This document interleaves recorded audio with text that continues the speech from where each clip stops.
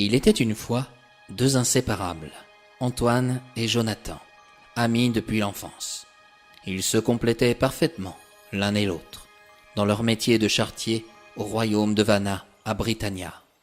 Leur bravoure et leur ponctualité étaient reconnues de tous, et leur service était souvent sollicité lorsque la magie n'était pas une option, certains Britanniens étant opposés à son utilisation pour se faciliter la vie. Cette histoire m'est parvenue par le biais d'une anecdote partagée avec l'enchanteur Britannor lui-même. Dans ce monde, lorsqu'une personne est surprise, choquée ou bouleversée, elle a souvent recours à l'expression « par tous les Britannor ». Cet enchanteur descend d'une longue lignée de Britannor, réputés pour avoir créé le monde de Britannia, mais aussi pour avoir préservé les espèces en voie de disparition. Comment ? En les intégrant dans ces contrées bienveillantes ou obscures. Britannor était également connu pour ses promenades à travers Britannia, où il était constamment sollicité pour son aide dans des tâches jugées impossibles à effectuer. Il était réputé pour ses guérisons miraculeuses, comme avoir permis à une femme de remarcher ou à un enfant aveugle de voir. Ses actes de charité lui avaient valu une grande popularité. Un beau jour, Britannor se promena en compagnie d'un ouvrier, peu ordinaire, connu sur terre en Bretagne, sous le nom de Landcou. Peut-être préférez-vous l'autre expression, l'ouvrier de la mort ? Pour cette occasion, Landcou avait pris l'apparence d'un Britannien ordinaire, tout comme notre enchanteur. Alors qu'ils approchaient du royaume de Vanna, ils rencontrèrent Antoine, qui s'était séparé de Jonathan après une dispute. Jonathan pensait que la fée Mathilde était la plus jolie de Vanna. Antoine défendait que la princesse Camille fût encore plus belle. Il regrettait même de ne pas être son chevalier. Malheureusement, en se séparant, Antoine et Jonathan ne pouvaient pas prévoir les difficultés qui les attendaient. L'un était intelligent, mais feignant, tandis que l'autre était courageux, mais idiot. En croisant Antoine, Britannor préféra passer son chemin, laissant Landcou surpris. Antoine, quant à lui, priait en implorant « Par tous les Britannor, permettez-moi de rencontrer l'enchanteur, afin qu'il puisse m'aider à sortir du bourbier dans lequel je me trouve. » En effet, notre premier charretier, depuis son départ de Vanna, n'était pas discret. On l'entendait venir de loin, et même de très loin. Jonathan, au dernier moment, lui fit une farce en dévissant un tout petit peu l'une des roues de sa charrette. Au bout de quelques kilomètres, Antoine s'en aperçut. Il n'était pas aussi idiot que lui. Cependant, il n'était pas dégourdi. C'est pourquoi, au lieu de visser la vis, il la dévissa, et sa roue tomba au sol. Il eut juste le temps de reculer pour ne pas se faire écraser le pied. « Pourquoi ne l'aidez-vous pas, Britannor ? Son heure de mourir n'est pas encore venue, » informa Landcou. « Je le sais bien, mon ami. Cependant, ce n'est pas en priant qu'il verra ses souhaits exaucés. Laissons-le se débrouiller. Tout arrive à point, à qui sait attendre. » Quelques kilomètres plus loin, Britannor et Landcou croisèrent cette fois Jonathan. Sa situation n'était pas meilleure. Notre deuxième charretier songeait tellement à la fée Mathilde qu'il ne vit pas le nid de poule sur le chemin et fonça tête baissée en plein dedans. Résultat, l'une des roues à sa charrette rendit l'âme. « Oh non, t'en ras de mort, bordel de Britannor ! Encore heureux que j'ai échangé la charrette d'Antoine avec la mienne sans qu'il le sache. Ah, c'est là que je me rends compte qu'il a raison d'amener une roue de secours. » Jonathan s'employa à changer la roue, mais cela lui demandait d'user d'une force phénoménale. Soyez certains, mes amis, il l'avait. Il ne manquait jamais d'énergie. Néanmoins, la réflexion et lui, ça s'effectuait à deux. Au lieu de vider sa charrette, il préféra la soulever d'un coup. Malheureusement, il n'arrivait pas à changer sa roue.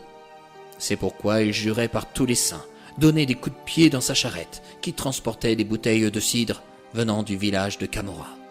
« Nous devrions l'aider, » proposa Britannor. « Comment » s'enquit Landcou.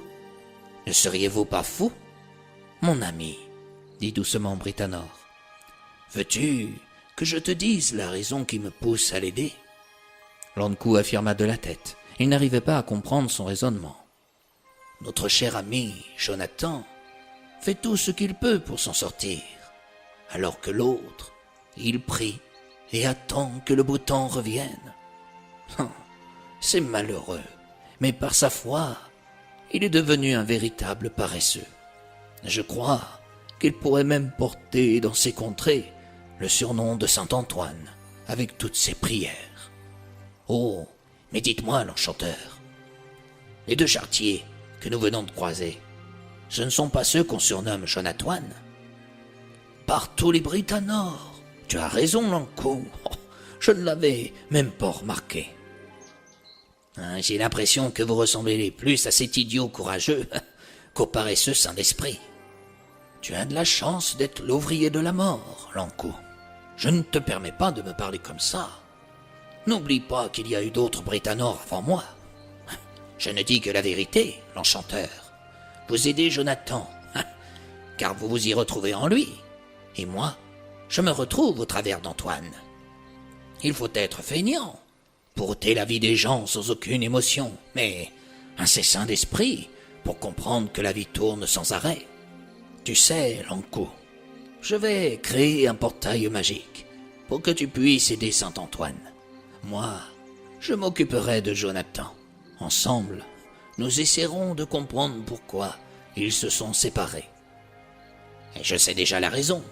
Je peux tout lire dans leurs pensées. Pourquoi ne le fais-tu pas? Oh, je n'y ai point songé. Je préfère qu'ils me le disent d'eux-mêmes. Tu perds ton temps inutilement, l'enchanteur. Ils se sont fâchés, car l'un des attirances pour une fée et l'autre pour une princesse qui malheureusement se trouve déjà prise. Je vois. Peut-être pourrions-nous lui permettre de rencontrer une Amazone, une sirène ou une charretière, proposa Lankou. Alors là, il faut qu'elle soit belle comme la princesse et courageuse comme Jonathan. Et loin de te ressembler. J'apprécie votre sens de l'humour, mais vous vous trompez, Britanore. L'Antoine, il aime les femmes simples et malicieuses comme la princesse Camille. C'est celle qu'il a dans le viseur, s'étonna l'enchanteur. Je le crois bien, malheureusement. Et pourquoi donc? La princesse Camille a toujours eu une préférence pour Jonathan. C'est son petit chouchou, après son véritable amour. Ah, mais qu'ont-elles toutes à tomber comme des mouches sous ses yeux? Ils l'ont dit que l'amour est plus fort que tout. Oh, rassurez-vous, Britanore. Quentin le Mortanier demeure quand même indétrônable avec la princesse Camille. Ainsi se termine mon récit, mes chers amis. Antoine se retrouva dans le désespoir le plus profond. Malgré ses prières, il comprit qu'aucun secours ne lui parviendrait. Quand la pluie se mit à tomber, son désarroi se noua en doute quant à sa foi. Sa terreur atteignit son paroxysme lorsqu'il vit Lankou se révéler dans sa véritable forme à la tombée de la nuit. Il ne voulait pas mourir, car les légendes affirment que la simple vision de Lankou suffit à ôter la vie. Pourtant, l'ouvrier de la mort lui fit une faveur en lui offrant une roue de sa charrette, malgré son mauvais état. C'est ainsi que, pendant des années, on entendit le grincement de cette roue venant de loin, et même de très loin. Depuis ce jour, Jonathan n'emprunta plus sa charrette, sans qu'il le sache. De son côté, l'enchanteur Britanore, d'un simple tour de magie, répara la charrette de Jonathan en quelques instants. Il arrangea également les choses pour qu'il acquisse le cœur de la fée Mathilde, qui succomba à ses charmes. Cependant, il convainquit la fée de rapprocher Antoine et Jonathan. Lorsqu'ils se retrouvèrent, ils réalisèrent que leur querelle avait été vaine. Un soir, alors qu'Antoine croisait le chemin d'une jeune femme, la princesse Camille s'effaça soudain de son esprit.